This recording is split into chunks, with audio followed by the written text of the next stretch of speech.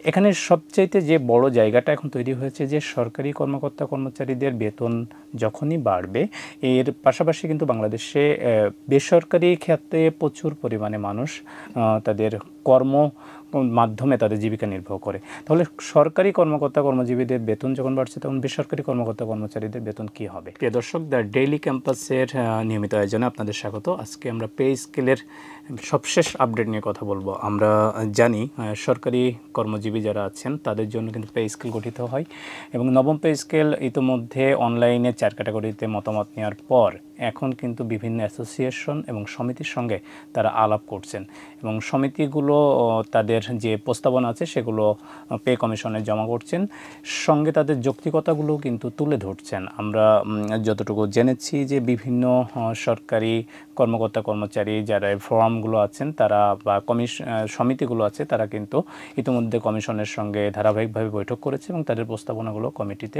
কমিশনে জমা করেছে। তো কমিশন গঠিত হওয়ার পর কিন্তু সরকারি কর্মকর্তা কর্মচারীদের মধ্যে একটা আশার সঞ্চয় হয়েছে যে তাদের বেতন বাড়বে।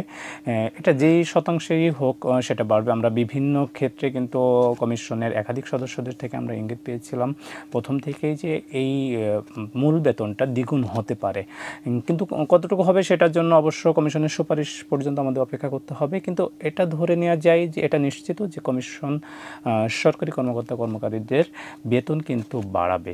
এখানে সবচাইতে যে বড় জায়গাটা এখন তৈরি হয়েছে যে সরকারি কর্মকর্তা কর্মচারীদের বেতন যখনই বাড়বে, এর পাশাপাশি কিন্তু বাংলাদেশে বেসরকারি খাতে প্রচুর পরিমাণে মানুষ তাদের কর্ম মাধ্যমে তাদের জীবিকা নির্বাহ করে। তাহলে সরকারি কর্মকর্তা কর্মজীবীদের বেতন যখন বাড়ছে, তখন বেসরকারি কর্মকর্তা কর্মচারীদের বেতন কী হবে? বিষয়টা নিয়ে আমরা কমিশনের একাধিক সদস্যের সঙ্গে কথা বলেছি। তারা যেটা আমাদের জানিয়েছেন যে বেসরকারি চাকরিজীবী যারা আছেন, কর্মজীবী যারা আছেন, তাদের প্রতিনিধিত্ব করার জন্য এফবিসিসিআর প্রতিনিধি সেখানে কমিশনের সদস্য হিসেবে আছেন। তারা যেই প্রস্তাবগুলো কমিশনে করবেন সে আলোকে কমিশন সিদ্ধান্ত নেবেন। আমরা বেসরকারি চাকরিজীবীদের সঙ্গে কথা বলেছি। তারা যেটা দাবি তুলছেন, তারা যেটা বলছেন যে সরকারি চাকরিজীবীদের মতো খাতভিত্তিক সেক্টর ভিত্তিক বেসরকারি চাকরিজীবীদেরও নির্দিষ্ট বেতন কাঠামো হওয়া প্রয়োজন, সেখানে সর্বনিম্ন বেতনের একটি নির্ধারণ করে দেওয়া প্রয়োজন। পাশাপাশি তাদের একক নীতিমালা মানে যাতে ব্যালেন্স করা যায় সেই নীতিমালা কিন্তু প্রণয়ন করাটা জরুরি, যার মাধ্যমে তারা তাদের নিয়মিত সুযোগ সুবিধা বেতন ভাতার পাশাপাশি বিভিন্ন বেসরকারি প্রতিষ্ঠানে তাদের যেটা অভিযোগ যে অতিরিক্ত কাজ করিয়ে নেওয়ার পরও অতিরিক্ত কাজের বিনিময়ে তাদের কোনো সুযোগ সুবিধা ভাতা দেওয়া হয় না, অনেক ক্ষেত্রে ছুটিতে কাটছাট করা হয়। এই বিষয়গুলো যাতে না করা হয় সেজন্য সরকারি চাকরিজীবীদের যেমন পে কমিশনের মাধ্যমে মনিটরিং করা হয় বা সুপারিশ করা হয়, এরকম বেসরকারি ক্ষেত্রেও কমিশন হতে পারে বা কমিশনও বেসরকারি যারা মালিক আছেন বা প্রতিষ্ঠানগুলোর যারা কর্ণধার আছেন তাদের প্রতি একটা সুস্পষ্ট নির্দেশনা জারি করতে পারে। তাহলে সেই আলোকে পরবর্তীতে বেসরকারি প্রতিষ্ঠানগুলো বেসরকারি কর্মজীবী চাকরিজীবী যারা আছেন তাদেরকে সুযোগ সুবিধা দিতে পারবেন। যদিও সার্বিক বিষয় নিয়ে আমরা এফবিসিসিআর সঙ্গে কথা বলেছি, যেহেতু তারা বেসরকারি প্রতিষ্ঠানগুলোর প্রতিনিধিত্ব করবেন সেখানে, তাদের যেটা বক্তব্য যে একজন মানুষের মানবিক জীবনযাপন করার জন্য মিনিমাম যে নেটটুকু আছে চিকিৎসা শিক্ষা সহ তাদের চলার জন্য যে দাবিটুকু সেটা তারা অবশ্যই সেখানে প্রস্তাব করবেন। এখানে সরকারি বেসরকারি কোনো বিষয় নয়, বিষয়টা হলো যে একজন মানুষ মানবিক জীবনযাপন করার জন্য। এক্ষেত্রে তারা অনেকেই বলেছেন যে 25 থেকে 30 হাজার টাকা সর্বনিম্ন বেতন হতে পারে কাঠামো।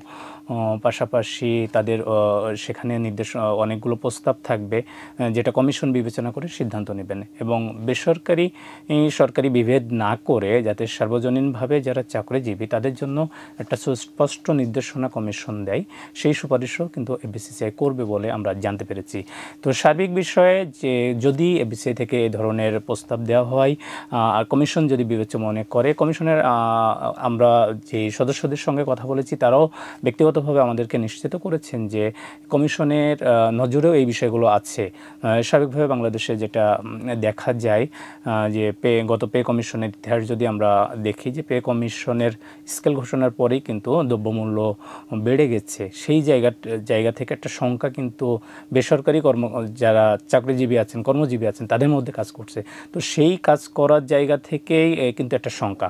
তো সেই জায়গাটা কমিশনের নজরেও আছে, কমিশনের মাথায়ও আছেন।